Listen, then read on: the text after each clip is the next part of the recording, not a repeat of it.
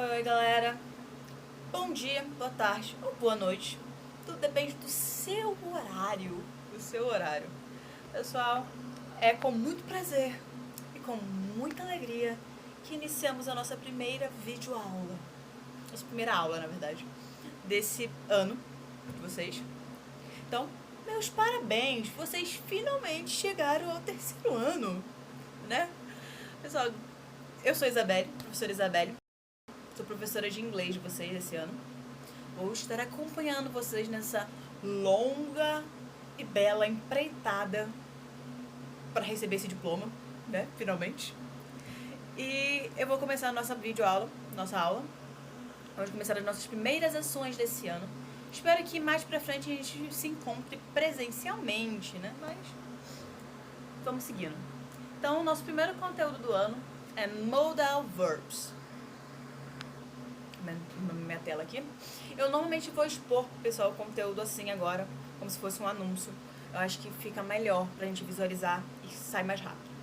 Então, o que seriam Modal Verbs? Modal Verbs são expressões utilizadas na língua inglesa para intensificar algumas falas dos usuários de língua inglesa. Como assim?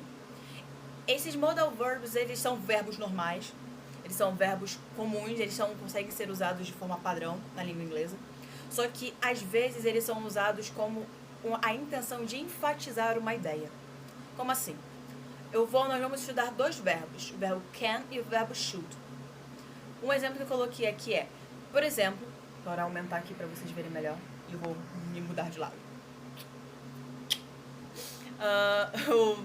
Por exemplo, o modal can, que expressa que o falante sente que algo é necessário, permitido, possível ou provável. Como assim? Quando uma pessoa ela usa a frase can, bora usar aqui formar uma frase, um exemplo com vocês. Vou pegar um exemplo padrão que já tem aqui. Não, aqui já não tem nenhum exemplo legalzinho. Bora supor aqui um exemplo. I can fly. Eu consigo, eu tenho a habilidade, é possível que eu voe. I can fly. Eu, can, verbo modal, can, que dá a intenção de que algo é necessário, de que algo é permitido, ou de que algo é possível ou provável.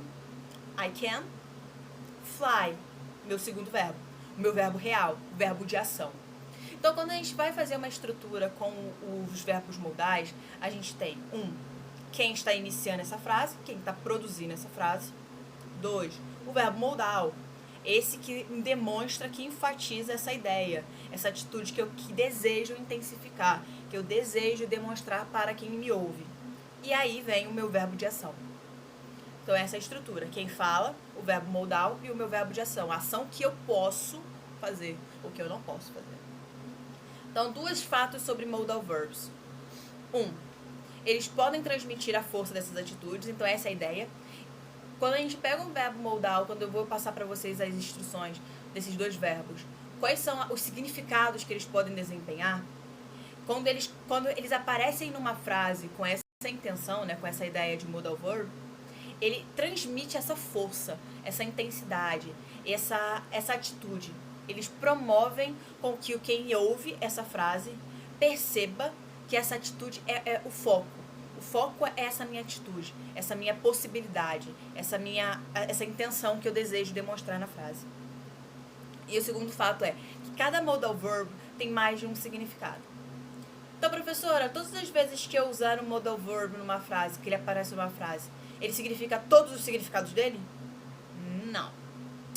O que acontece é que ele significa o mais provável, né? O mais adequado para a situação. Você vai perceber qual é o significado daquele modal verb nessa frase que você ouve, ou qualquer frase que você ouve, pelo contexto. Você vai ouvir a frase, ou vai ler a frase e pensar assim, esse can aqui tá parecendo que é dando a ideia de permissão.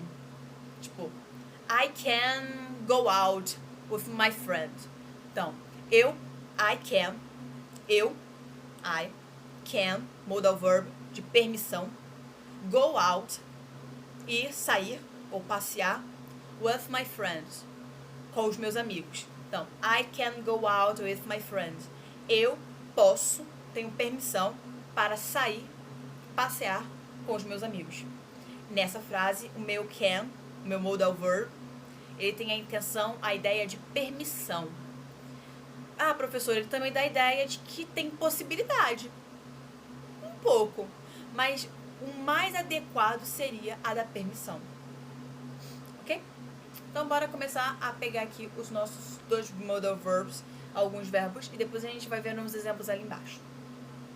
Certo? Bora. Bora lá. Então, alguns modal verbs que nós vamos estudar. Nossa, tá escrito errado aqui, pessoal. Foi mal. É modal. M-O-D-A-L. Então, o nosso primeiro modal verb é can. Ou can't também. Entende? Ali embaixo eu vou explicar a negativa dele. Então, eu uso o can, o verbo poder, que expressa a habilidade de fazer alguma coisa e a capacidade de fazer alguma coisa. Ou a permissão de fazer alguma coisa também. Nem está escrito ali. Então, quando eu uso can, é que eu estou dizendo que eu posso, que eu tenho a habilidade de desempenhar isso. Então, I can swim. Eu posso nadar. Eu tenho a habilidade de nadar. Não é que, quando eu falo I can swim, eu tô dizendo que, não tô só dizendo que, tipo, eu nado às vezes ali na piscina. Não. Eu tô dizendo que, me jogarem no mar aberto, me tacarem de um avião no mar aberto, sem bote salva-vida e sem ninguém pra me segurar, eu vou conseguir nadar.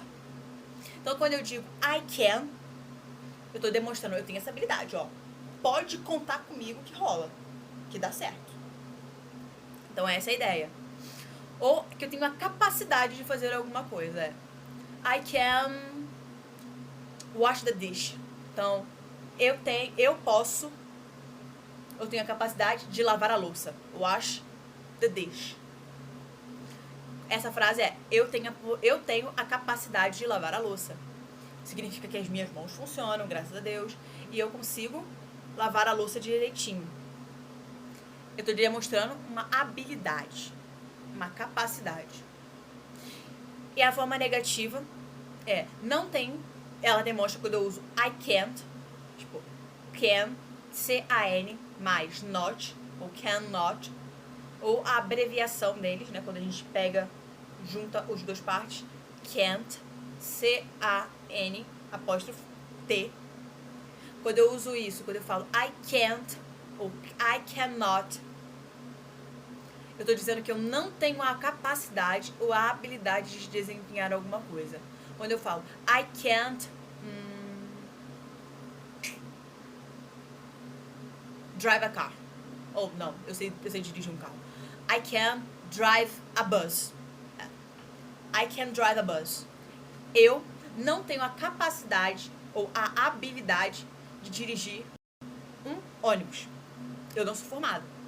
Não passei por essa prova. E nem tenho a vontade.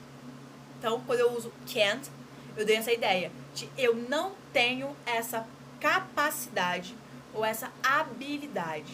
Quando a gente fala sobre can't, a gente está falando sobre o seu poder de desempenhar uma ação. Ou a sua permissão para desempenhar uma ação. Entende? E quando eu falo que eu não tenho a permissão, ou tenho a permissão, ou que eu sou, o que eu consigo, ou que eu tenho que é necessário, ou que eu tenho habilidade, eu estou dizendo que eu tenho poder de fazer algo.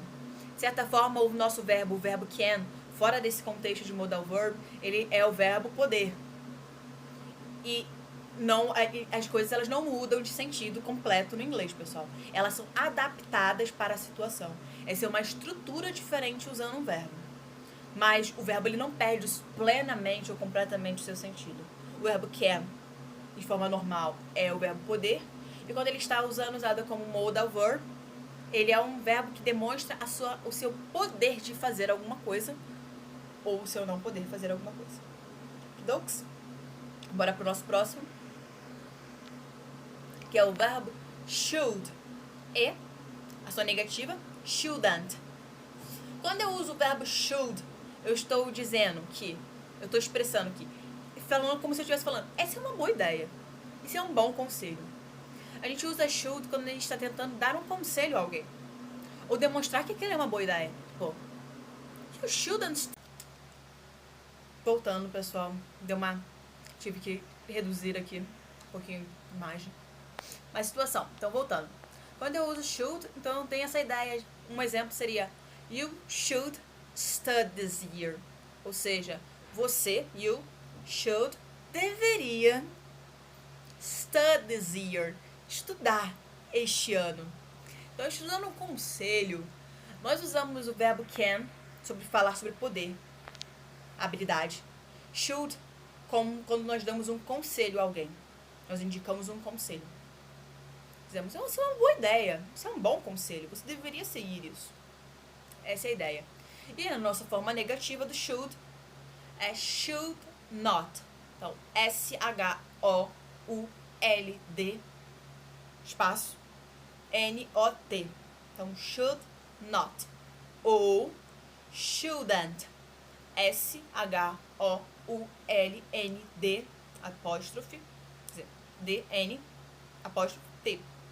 Shouldn't. Ok? Então, bora aqui para 2 exemplos rapidinhos. Então, alguns exemplos, na verdade. Então, bora usar alguns exemplos aqui e a gente vai dando essa ideia, refrescando essa ideia. My cash should pay for all my bills. Então, my cash, meu dinheiro. Should, deve. Pay for all my bills, pagar todas as minhas contas. My bills seria minhas contas e my cash, meu dinheiro. Essa é a ideia que dá ali. Então, é um conselho. Tipo, é uma ideia. É uma boa ideia. Sabe?